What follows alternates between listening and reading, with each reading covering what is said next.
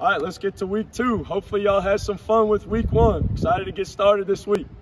A big focus of this intervention is that the child should be having fun. They should be enjoying themselves while also feel like they're being challenged and getting better at the skill of catching.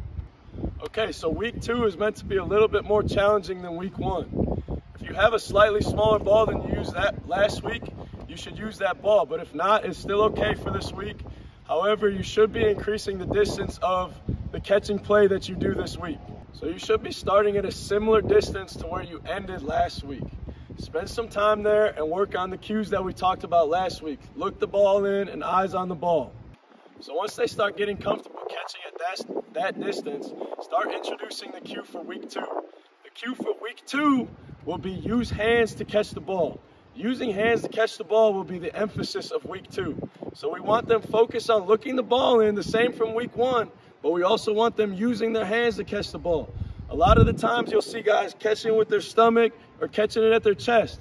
The focus of week 2 should be to use their hands and look the ball in. Okay, so using their hands to catch the ball will be a little bit more challenging this week than it was last week. However, the emphasis should stay the same for this week, to use their hands to catch the ball. So you may have to stay at the same distance the entire time. However, stick to that same rule of thumb that we talked about in week 1. It should be about 85% success to about 15% error.